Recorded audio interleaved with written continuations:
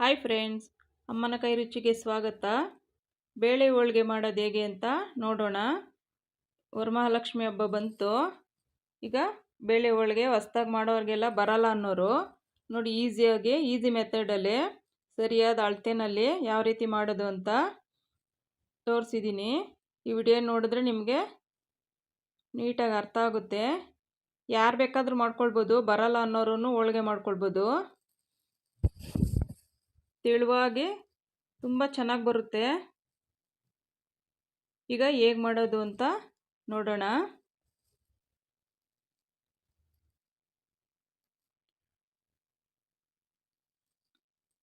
ನೋಡಿ, ಒಂದು ಪಾತ್ರೆ ಇಟ್ಕೊಂಡು ನಾನಿಲ್ಲಿ ಮೈದಾ ಹಿಟ್ಟು ಹಾಕಿದ್ದೀನಿ 3/4 kg ಅಷ್ಟು. ಅದಕ್ಕೆ ಸ್ವಲ್ಪ ಅರಿಶಿನ ನೋಡಿ, ಎಲ್ಲ ಈ ಥರ ಮಿಕ್ಸ್ ಮಾಡಿಕೊಂಡು ಒಂದು ಚಿಟಿಕೆ ಉಪ್ಪು ಹಾಕಿದ್ದೀನಿ, ಅದು ಮಿಸ್ ಆಗಿದೆ. ಈಗ ಸ್ವಲ್ಪ ನೀರು ಹಾಕ್ಕೊಂಡು ಈ ಥರ ಕಲಿಸ್ಕೊಳ್ಬೇಕು. ನೋಡ್ಕೊಂಡು ಕಲಿಸ್ಕೊಳ್ಬೇಕು. ಸ್ವಲ್ಪ ತೆಳುವಾಯಿತು ಅಂದ್ರೂ ಒಬ್ಬಟ್ಟು ಸರಿ ಬರಲ್ಲ, ಗಟ್ಟಿಯಾದ್ರೂ ಬರಲ್ಲ. ಮೇನು ನಮಗೆ ಒಬ್ಬಟ್ಟು ಚೆನ್ನಾಗಿ ಬರಬೇಕು ಅಂದರೆ ಈ ಕಣಕ ಒಂದು ಕರೆಕ್ಟಾಗಿ ಬರಬೇಕು. ಇದೊಂದು ಕರೆಕ್ಟಾಗಿತ್ತು ಅಂದರೆ ಒಬ್ಬಟ್ಟು ಸೂಪರಾಗಿ ಬರುತ್ತೆ. ನೋಡಿ, ಸ್ವಲ್ಪ ಅದಕ್ಕೆ ಕಲಿಸ್ಕೊಂಡು ಇದಕ್ಕೆ ತುಂಬ ಎಣ್ಣೆ ಹಿಡಿಯುತ್ತೆ. ಸ್ವಲ್ಪ ಜಾಸ್ತಿನೇ ಹಾಕ್ಕೊಳ್ಬೇಕು ಎಣ್ಣೆನಲ್ಲೇ ಕಲಿಸಿದ್ರೆ ತುಂಬ ಚೆನ್ನಾಗಾಗುತ್ತೆ. ನೋಡಿ, ಎಣ್ಣೆ ಹಾಕ್ಕೊಂಡು ಚೆನ್ನಾಗಿ ನಾದ್ಕೊಳ್ಬೇಕು. ಆಗಿನ ಕಾಲದಲ್ಲೆಲ್ಲ ಒರಳು ಹಾಕಿ ರುಬ್ತಾಯಿದ್ರು. ನಾವು ಇದನ್ನೇ ಚೆನ್ನಾಗಿ ಈ ಥರ ತಟ್ಕೊಂಡ್ರೆ ಸರೋಗುತ್ತೆ. ನೋಡಿ, ಈ ಹದ ಬರಬೇಕು. ನೋಡಿ, ಈ ಹದಕ್ಕೆ ಬಂದಮೇಲೆ ಸ್ವಲ್ಪ ಮೇಲೆ ಎಲ್ಲ ಎಣ್ಣೆ ಹಾಕ್ಬಿಟ್ಟು ನೆನೆಯಕ್ಕೆ ಬಿಡಬೇಕು. ನಾವು ಒಬ್ಬಟ್ಟು ಮಾಡಬೇಕಂದ್ರೆ ಫಸ್ಟು ಕಣಕನ ಕಲಸಿ ಇಟ್ಬಿಡಬೇಕು. ನಾವೆಲ್ಲ ರೆಡಿ ಮಾಡ್ಕೊಳ್ಳೋದಕ್ಕೆ ಇದು ಚೆನ್ನಾಗಿ ನೆನೆಯುತ್ತೆ. ಒಬ್ಬಟ್ಟಾಗ ಚೆನ್ನಾಗಿ ಬರುತ್ತೆ, ಇಲ್ಲಾಂದರೆ ರೊಟ್ಟಿ ಥರ ಬರುತ್ತೆ. ನೋಡಿ, ಈಗ ಎಣ್ಣೆ ಹಾಕಿ ಒಂದು ತಟ್ಟೆ ಮುಚ್ಚಿ ಬಿಡಬೇಕು. ನೋಡಿ, ಇಲ್ಲಿ ನಾನು ಬೇಳೆ 3/4 kg ಅಷ್ಟಿದೆ ಬೇಳೆ ತೊಳೆದಿಟ್ಕೊಂಡಿದ್ದೀನಿ. ನೋಡಿ, ಸ್ಟವ್ ಮೇಲೆ ಒಂದು ಪಾತ್ರೆ ಇಟ್ಕೊಂಡು ನೋಡಿ ನೀರು ಕಾದಿದೆ. ಈಗ ಬೇಳೆನ ತೊಳೆದಿರೋಂಥ ಬೇಳೆನ ಪಾತ್ರೆಗೆ ಸೇರಿಸ್ತಾ ಇದ್ದೀನಿ. ನೀರು ಕಾಯಕ್ಕೆ ಇಟ್ಕೊಂಡು ಬೇಗ ಆಗುತ್ತೆ. ಇಲ್ಲಾಂದರೆ ಕಷ್ಟ ಅಂದರೆ ಒಂದು ವಿಷಲ್ ಕೂಗಿಸ್ಕೊಂಡ್ರೆ ಚೆನ್ನಾಗಾಗುತ್ತೆ. ಒಂದೊಂದು ಸರಿ ತೆಳುವಾಗ್ಬಿಡುತ್ತೆ. ಅದಕ್ಕೆ ನಾನು ಕುಕ್ಕರಲ್ಲಿ ವಿಷಲ್ ಹಾಕಿ ಕೂಗಿಸಲ್ಲ, ಹಾಗೆ ಬೇಯಿಸ್ತೀನಿ. ಒಬ್ಬಟ್ಟಂದರೆ ಬೇಗನೆ ಬೇಯುತ್ತೆ ಬೇಳೆ. ನಾವು ನಾರ್ಮಲ್ ಸಾರು ಮಾಡಬೇಕಾದ್ರೆ ನೀವು ಬೇಳೆ ಬೇಯಿಸೋಕೋದ್ರೆ ಅದು ಅಷ್ಟು ಬೇಗ ಬೇಯಲ್ಲ. ಒಬ್ಬಟ್ಟಂದರೆ ಬೇಗನೆ ಬೇಯುತ್ತೆ. ನೋಡಿ, ತುಂಬ ಚೆನ್ನಾಗಿ ಅರಳ್ಕೊಂಡಿದೆ. ತುಂಬ ನೈಸಾಗಬಾರ್ದು, ಸ್ವಲ್ಪ ಗಟ್ಟಿ ಇರಬೇಕು. ಆಗಿದ್ದಾಗಲೇ ನೀರು ಬಸ್ಬಿಡ್ಬೇಕು. ಸ್ವಲ್ಪ ನೀರೇನಾದರೂ ಇತ್ತು ಅಂದರೆ ಅದು ಹೂರಣ ಮಾಡ್ತೀವಲ್ವ, ತುಂಬ ತೆಳುವಾಗ್ಬಿಡುತ್ತೆ. ಆಗ ಒಬ್ಬಟ್ಟಿಗೆ ಅದು ಸೆಟ್ಟಾಗಲ್ಲ. ನೋಡಿ, ಇಲ್ಲಿ ಬೆಲ್ಲ ಹಾಕ್ತಾಯಿದ್ದೀನಿ. ನಾನಿಲ್ಲಿ 3/4 kg ಮೈದಾ ಕಲಸಿರೋದು. ಈ ಬೇಳೆನೂ 3/4 kg ಇದೆ. ಬೆಲ್ಲನೂ ಸಮಾನ ಹಾಕಿದ್ದೀನಿ. ಸ್ವಲ್ಪ ಸ್ವೀಟ್ ಇಷ್ಟಪಡೋರಿಗೆ ಸರೋಗುತ್ತೆ. ಸ್ವಲ್ಪ ಕಡಿಮೆ ಶುಗರ್ ಇರೋ ಆ ಥರ ಅಂದರೆ ಒಂದು ಚೂರು ಬೆಲ್ಲ ಕಡಿಮೆ ಹಾಕ್ಕೊಳ್ಳಿ. ಒಂದು 100 ಗ್ರಾಮಷ್ಟು ಕಡಿಮೆ ಹಾಕ್ಕೊಂಡ್ರೆ ಸರೋಗುತ್ತೆ. ಸ್ವೀಟ್ ಇಷ್ಟಪಡಲ್ಲ ಅನ್ನೋರು ನೋಡಿ, ಇದೇ ಥರ ಬೆಲ್ಲ ಹಾಕಿ ಸ್ಟವ್ ಮೇಲೆ ಇಟ್ಕೊಂಡು ಸಿಮ್ಮಲ್ಲೇ ಒಂದು 5 ನಿಮಿಷ ಈ ಥರ ಬಿಡಬೇಕು. ಆಗ ನೀವು ಒಬ್ಬಟ್ಟು ಒಂದು 3-4 ದಿವಸ ಇಟ್ಟರೂ ಕೆಡಲ್ಲ, ತುಂಬ ಚೆನ್ನಾಗಾಗುತ್ತೆ. ಈ ಥರ ಪಾಕ ತೆಗೆದು ಮಾಡೋದ್ರಿಂದ ಬೆಲ್ಲ ಎಲ್ಲ ಕರ್ಕೊಳ್ಳುತ್ತೆ. ನೋಡಿ, ಆರಿದೆ. ಈಗ ತಣ್ಣಗಾದ ನಂತರ ರುಬ್ಕೊಳ್ಬೇಕು.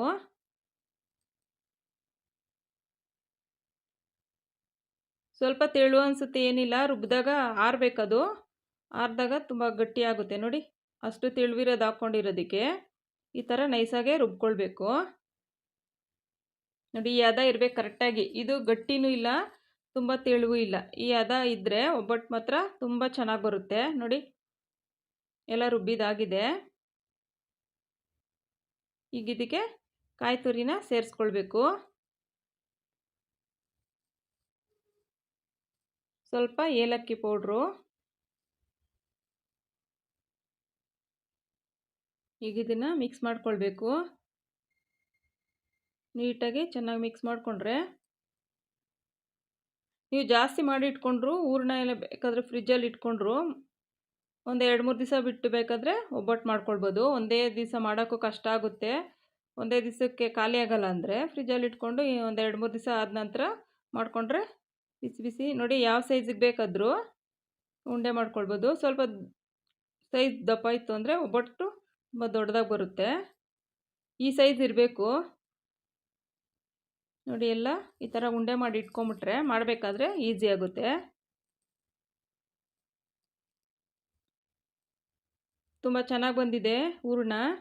ಒಬ್ಬಟ್ಟು ತುಂಬ ಚೆನ್ನಾಗಿ ಬರುತ್ತೆ ನೋಡಿ. ಇದು ಅಷ್ಟೇ ಕಣಕ ಚೆನ್ನಾಗಿ ನೆಂದಿದೆ.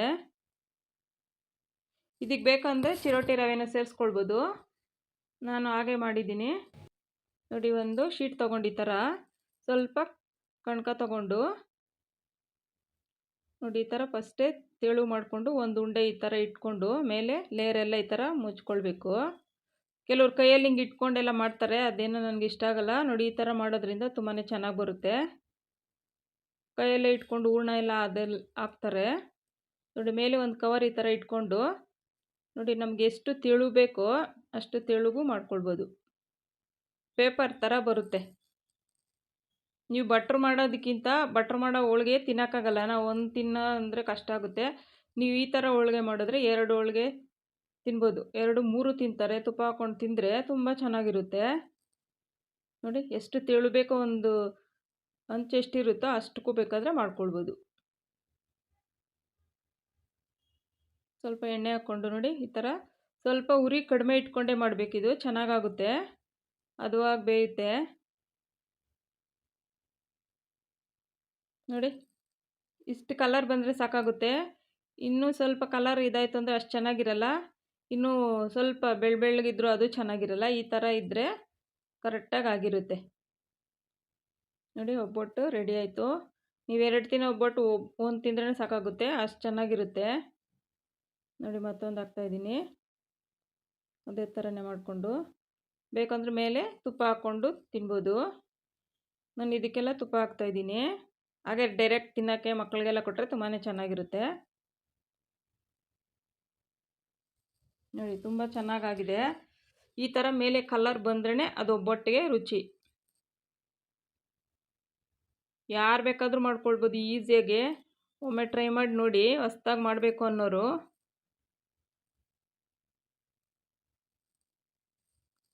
ಆಗಿದೆ ಎಲ್ಲ ಒಬ್ಬಟ್ಟು ಅಷ್ಟೇ ತುಂಬ ಚೆನ್ನಾಗಿ ಬಂದಿದೆ ನೋಡಿ. ಯಾವ ಥರ ಬಂದಿದೆ. ಈ ಮೆಥಡ್ನಲ್ಲಿ ಒಮ್ಮೆ ಟ್ರೈ ಮಾಡಿ ನೋಡಿ, ತುಂಬ ರುಚಿಯಾಗಿರುತ್ತೆ. ನಾವು ಅಂಗಡಿಯಲ್ಲೆಲ್ಲ ತಂದು ತಿನ್ನೋದಕ್ಕಿಂತ ಮನೆಯಲ್ಲೇ ಈ ಥರ ಮಾಡೋದ್ರಿಂದ. Thank you friends.